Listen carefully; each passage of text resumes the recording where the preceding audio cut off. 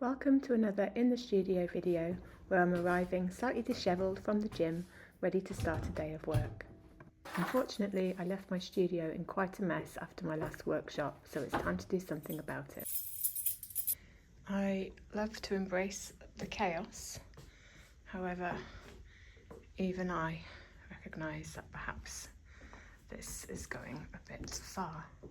So, time for a tidy up, I think.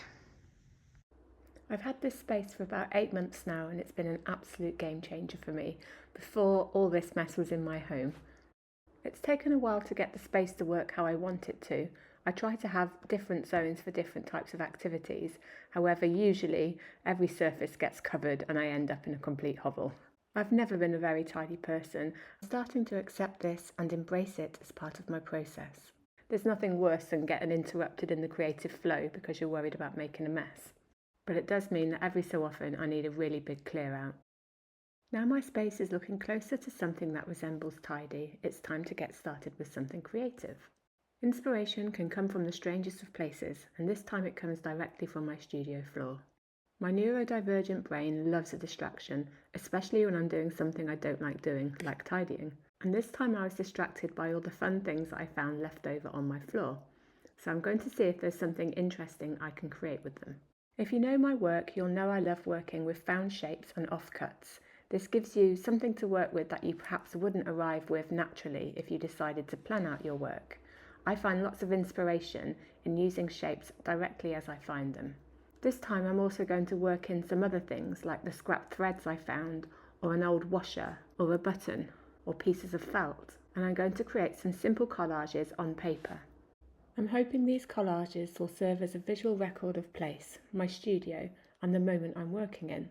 Little visual records of my process and state of mind. I'm removing any dust with a lint roller before sorting through the shapes to see what comes together. I have some small pieces of card, A6 in size, that I will stick or stitch the scraps down onto. I'm using this as a background to see what interesting compositions I can come up with.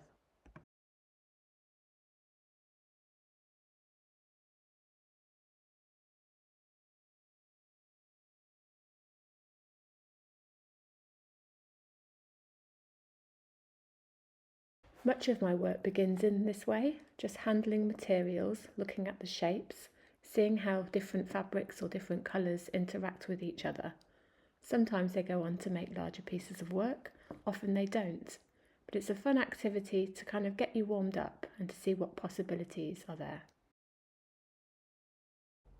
I'm enjoying how free these cut-off threads look, so I think I'll stitch them down in key places to keep them attached but without losing the freeness.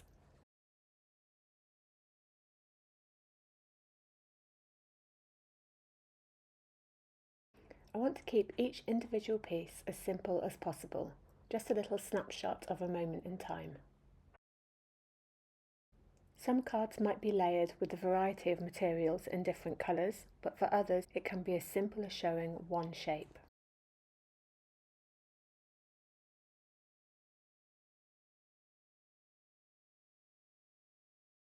It's fun to bring in some unconventional materials too, like this scrunched up piece of masking tape.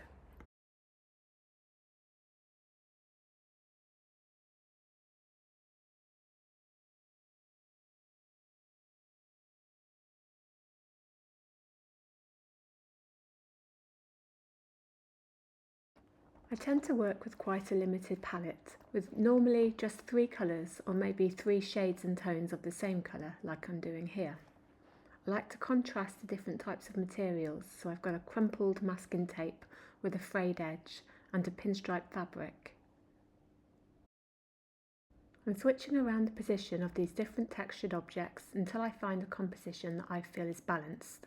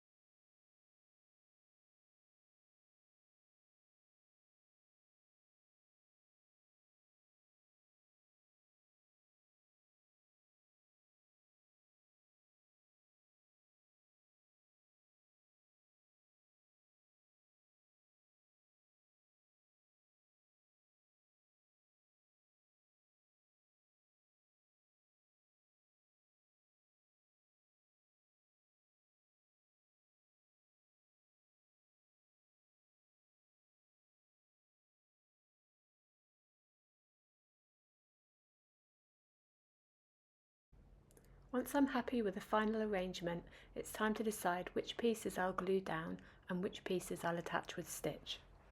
In some places the glue will just act as a temporary measure before fixing it down more firmly.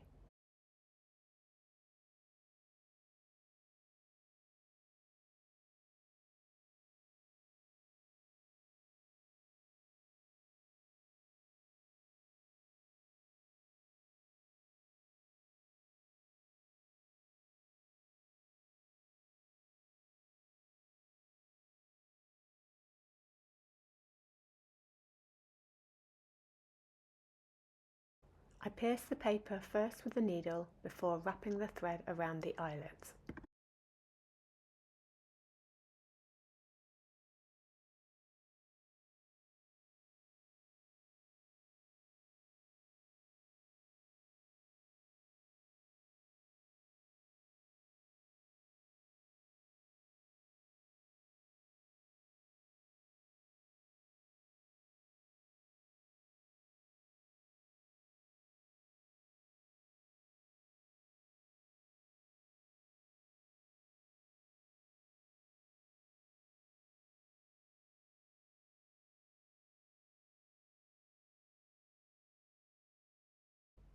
I keep the stitching in place by tying a knot, trimming, and then adding a piece of masking tape over the back.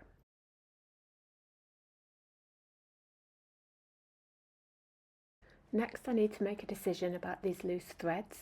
I don't want to stitch them all down, but I will anchor them in key places.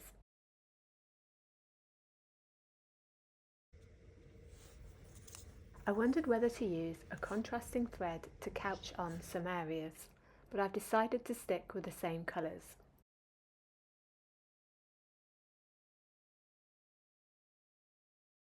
I'm couching on the thicker threads using a finer thread.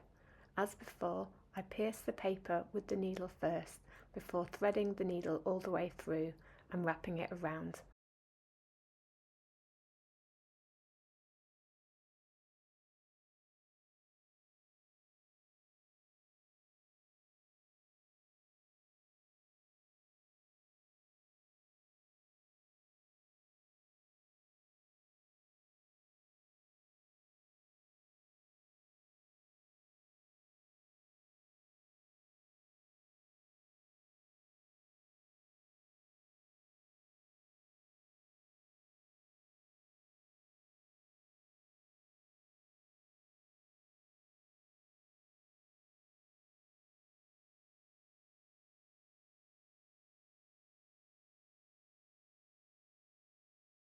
And this is where I've left the project so far. It'll become something that I put down and pick up now and again to add more to. I have 4 pieces so far. I can imagine this looking really good with multiples. I'm hoping to fill my wall with little snapshots of life in my studio. You can subscribe to the In the Studio playlist to keep up to date with where I take this project next.